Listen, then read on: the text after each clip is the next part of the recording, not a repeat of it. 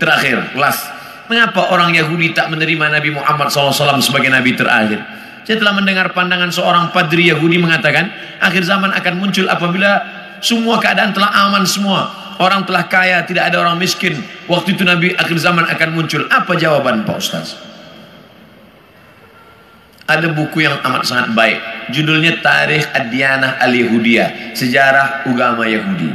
Di sana diceritakan bagaimana orang Yahudi percaya bahwa nanti di akhir zaman akan datang seorang nabi dan mereka menyebut dia manakala berperang. Ini Yahudi, ini Bani Ghatafan. Mereka berperang dengan Bani Ghatafan dan sebelum berperang mereka berdoa kepada Allah, ya Allah, tolonglah kami melawan Bani Ghatafan berkat nabi terakhir yang engkau utus. Sudah datangkah nabi terakhir itu? Sudah. Siapa dia? Muhammad sallallahu alaihi wasallam. Mana buktinya? Husain padri Yahudi, dan dia ingin tahu apakah ini nabi terakhir itu. Dia intip dari balik pokok kurma manakala Muhammad SAW datang. Tala'al badru alaina. Yang lain menyambut Nabi Muhammad, dia perhatikan dari jauh, dia tengok tanda-tandanya. Selepas itu dia pun datang. Engkaulah nabi terakhir. Asyhadu an la ilaha illallah wa asyhadu anna Muhammadan Rasulullah. Selepas itu Nabi robah nama dia menjadi Abdullah bin Salam. Dia pun masuk ke rumah Nabi. Tak lama selepas itu datang orang Yahudi ramai-ramai. Nabi bertanya kepada mereka, kamu kenal dengan Husain? Kenal. Siapa Husain? Padri kami. Siapa Husain? Anak orang baik. Husain adalah orang baik, anak orang baik, keturunan orang baik. Apa kata Nabi? Husain sekarang ada dalam rumahku dan dia sudah Islam. Apa pendapat kamu? Husain orang paling jahat, anak paling jahat, datuk nenek moyangnya orang jahat, dan dia adalah paling jahat di dunia. Kenapa Husain masuk Islam? Kenapa mereka tidak? Karena Husain melepaskan dari segala kepentingan. Sedangkan yang ini masih inginkan kekuasaan, masih inginkan harta benda. Bila aku masuk Islam, nanti aku akan susah, aku akan miskin.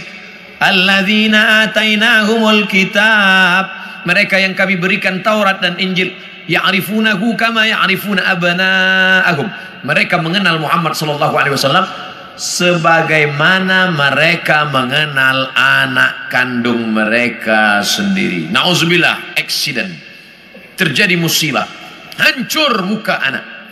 Lalu kemudian seorang ayah dan bunda datang ke hospital. Kami nak tengok anak kami. Betulkah dia yang kena accident? Nauzubillah. Belum buka wajahnya dah tahu ini anak kami. Dari mana? Dari jari kakinya. Buka jari kaki. Ya, ini memang anak saya. Dari mana puan tahu? Dari mana tuan tahu? Ini kaki anak kami. Mereka kenal Muhammad sallallahu alaihi wasallam lebih daripada anak kandung mereka sendiri. Mana bukti?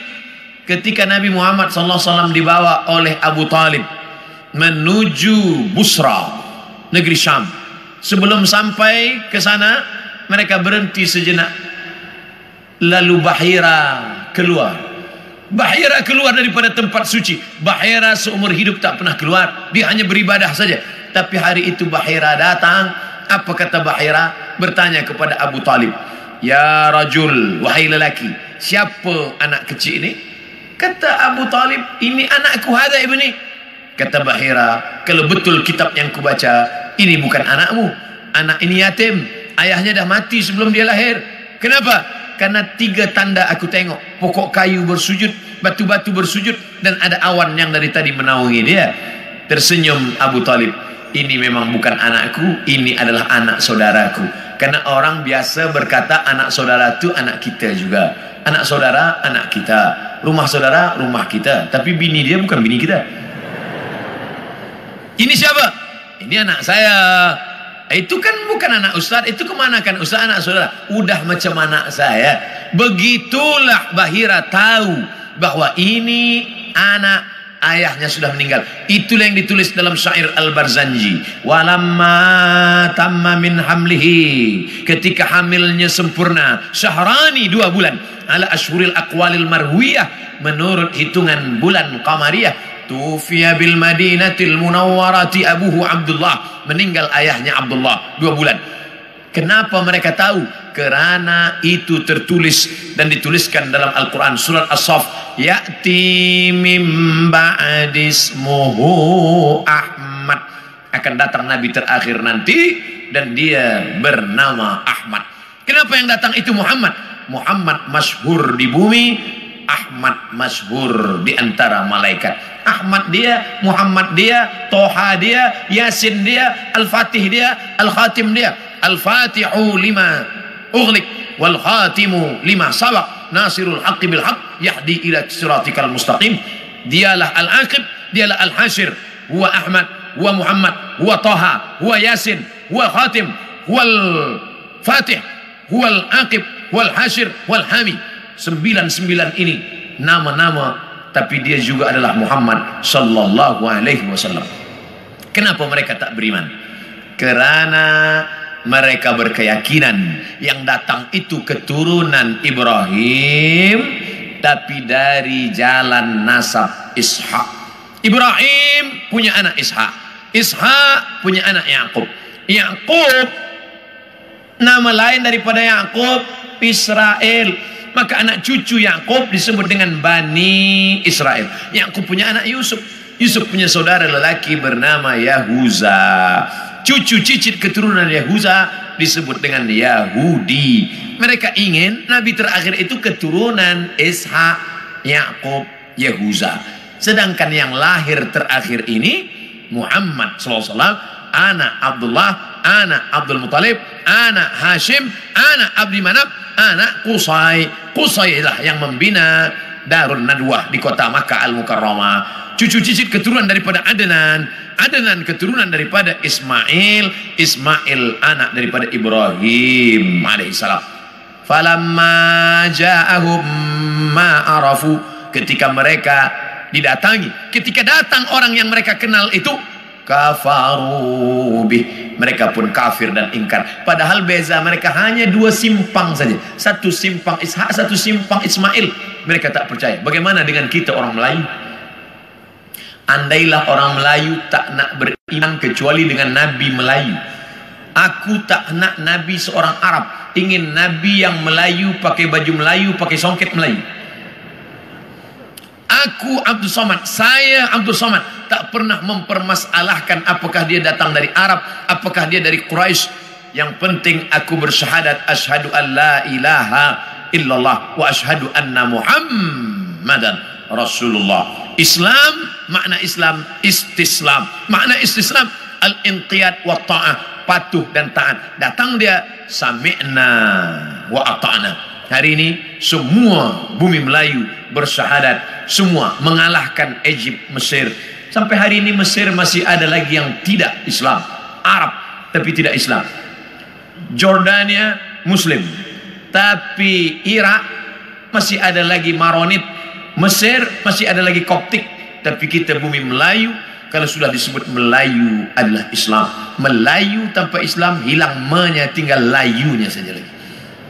Oleh sebab itu kita bangkitkan izzah ini, kita bangkitkan kekuatan kita dengan tidak memusuhi orang lain. Orang Melayu adalah bangsa Muslim yang terbuka untuk segala golongan. Tuan boleh pergi ke Pulau Sumatera, tengok kampung Melayu Delhi, Medan, North Sumatera Utara. Di sana ada nama Kampung Keling, kerana ada tempat orang Hindu yang dibawa oleh Inggris masa dulu untuk memetik tembakau. Sampai hari ini masih ada. Di sana pula ada kampung nama Pecinan, tempatnya orang saudara kita daripada Chinese, Tionghoa, masih ada tegak berdiri. Orang Melayu Muslim adalah orang yang menebarkan kedamaian. Wa ma arsalnaka illa rahmatan lil alamin.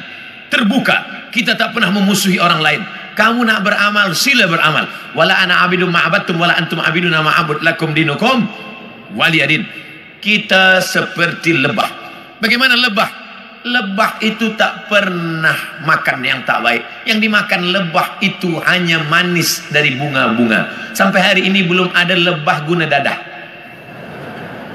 2, yang keluar daripada lebah pula elok-elok saja, yaitu madu lebah. Kenapa saya minum madu penyakit gula, diabetes saya? Yang salah bukan lebah, tukang jual lebah campur gula. Yang ketiga, bahwa lebah hinggap di ranting, tak ada ranting patah. Sampai hari ini lebah hanya membuat sarang di kayu tualang yang besar. Tak ada lebah patahkan ranting. Lebah tahu ini sesuai, ini tak sesuai. Yang keempat, lebah jangan diganggu. Orang Islam jangan diganggu. Bila engkau ganggu sarang lebah, dia akan kejar engkau. Masuk pun engkau ke sungai, dia akan tunggu. Bila engkau tak bernafas, engkau tarik nafas, di situ dia guna. Kepala engkau akan bengkak. Hati-hati dengan lebah. Dan lebah ada senjata satu saja. Di ekor lebah ada satu senjata. Lebah tahu, bila aku dah guna ini aku akan mati. Sengatan lebah diguna sekali seumur hidup.